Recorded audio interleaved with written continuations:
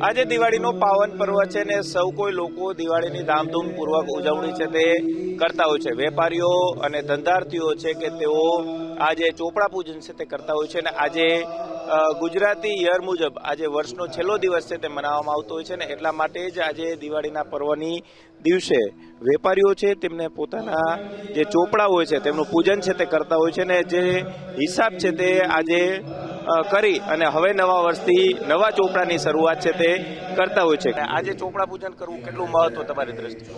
હા, આપ સૌ જાણીએ છીએ એમ ભારત વર્ષની અંદર સનાતન હિન્દુ ધર્મની પ્રણાલી મુજબ દીપાવલીના પાવન પર્વે સર્વે હિન્દુઓ, સર્વે વેપારીઓ બધા પોતાના ધનની પૂજા કરે છે, સાથે સાથે પોતાના ચોપડાની પૂજા કરે છે. અને હવે તો ટેકનોલોજી યુગ આવી ગયો છે એટલે ચોપડાની સાથે સાથે ગેજેટ્સ, બધા લેપટોપ ને બીજા બધા પણ ગેજેટ્સની પણ પૂજા કરવામાં આવે છે.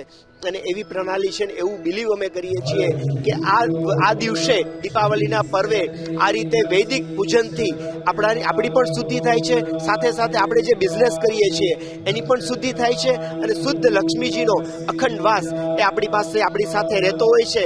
તો એવી પવિત્ર ભાવનાથી DAPS સ્વામિનારાયણ હિન્દુ મંદિરે દર વર્ષે આ રીતે વૈદિક પૂજામાં બેસી અમે ખૂબ જ ધન્યતા અનુભવીએ છીએ.